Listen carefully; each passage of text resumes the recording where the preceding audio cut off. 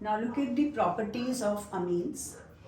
So first property is amines, you know, are basic in nature like ammonia, because on the nitrogen atom there is lone pair of electrons. So amines are basic. So if an amine reacts with an acid, it's going to make a salt. And I've written a salt something like, if I had written ammonia plus HCl, we write ammonium chloride. So similarly here, NH2 with one H becomes NH3, positive ion. This was positive ion and negative ion. Similar compound is formed here, ammonium chloride. So second is alkylation, means how an alkyl group will get attached. Now alkylation is also exhaustive alkylation. Exhaustive means till there are hydrogen atoms on the amine, they will keep on reacting and get exhausted, get consumed after some time. So C2H5NH2 have reacted with this. So Br and H from here makes HBr. So C2H5NH and this CH3. C2H5NH and CH3. So a secondary amine is formed. If this secondary amine further reacts with CH3Br, again HBr is lost and C2H5 and CH3, 2CH3 attached here, this one is getting attached here. So a tertiary amine is formed. So a mixture of primary, secondary and tertiary amines are formed by alkylation. Similarly, acetylation means I am going to attach an acetyl group. This is acetyl chloride. So again H and Cl forms plus HCl here. I am writing C2H5NH this way and COCH3 this way. So COCH3. If I write the formula CH3CONH2, this is known as an amide. So this is actually an amide. Looking from this side, CH3CONH2 is an amide. But on the nitrogen atom is a ethyl group. That's why we're calling it as N-ethyl ethane amide. 2 carbon atoms, ethane. So N-ethyl ethane amide. The acetylation can also be done by acetic anhydride. Now what is acetic anhydride? Which means from acetic acid, I am removing a water molecule. So if I remove a water molecule from acetic acid, I'll have to take 2 molecules of acetic acid and remove H2O from here. So when I remove H2O from here, CH3CO common, there is one extra oxygen atom here. So that is how it is written, CH3CO, and extra oxygen atom is written this way. So acetic anhydride means, any anhydride means acid minus water. So this is acetic anhydride. When it reacts with ethyl amine, we remove say one hydrogen from here and attach it here. So it becomes CH3COOH, which is acetic acid, and C2H5NH this way, COCH3 this way. So C2H5NH, COCH3, similar to this compound N-ethyl ethane amide. So N-ethyl ethane amide. This is a very, very important reaction, which is reaction with nitrous acid. So nitrous acid, be careful, you write HNO2 and not HNO3.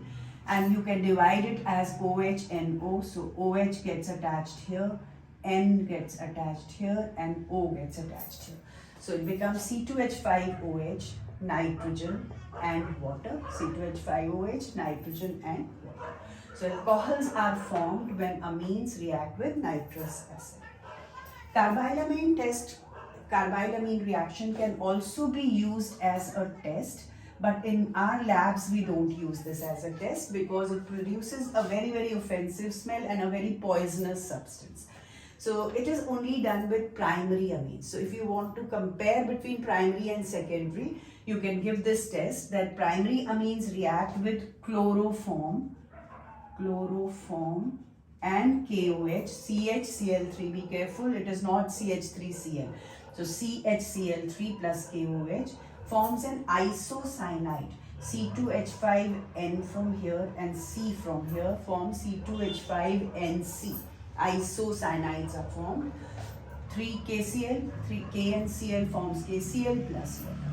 So carbylamine reaction takes place only with primary amines, both aromatic as well as aliphatic. I can write the same reaction with aniline, that is, if I write here C6H5NH2, this will become C6H5 and C isocyanide will be formed.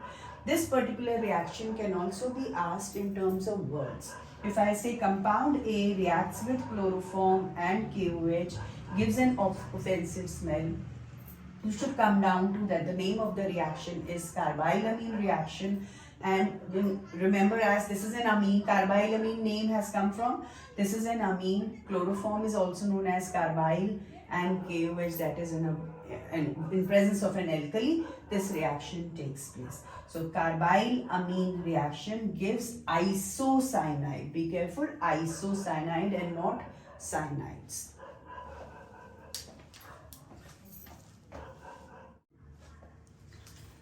Now, if I am using an aromatic amine, reactions are absolutely same. Aromatic amine means that on the ring there is an NH2 group. Can also be written as C6H5NH2 or is known as aniline or aminobenzene. So, I have just changed everything as I was just explaining to you with an aromatic compound. So instead of C2H5, this is C6H5. Reactions are absolutely same. That is, alkylation can take place and acetylation can take place. Only different reaction here would be with nitrous acid. With nitrous acid, the reaction takes place at 0 degree C in presence of HCl. It could also be written as, it may say it is NaNO2 plus HCl. In your question, it could be written like this. And NaNO2 HCl means NaCl plus HNO2. Same thing as here, HNO2 plus HCl. Reaction is called diazotization. Gives rise to benzene disonium chloride. So this is the difference between aliphatic amines and aromatic amines. In aliphatic amines, if I had written here C2H5NH2 plus HNO2, I will give the answer as C2H5OH. So alcohols are formed here, whereas here benzene disonium chloride is formed, which is a very, very important compound to make many other compounds. Like you had learnt in phenol that if I boil it in water, it gives me phenol. So we'll come down to compounds of this. But benzene disonium chloride is an important compound, and this reaction becomes very, very important. The name of the reaction is diazotization.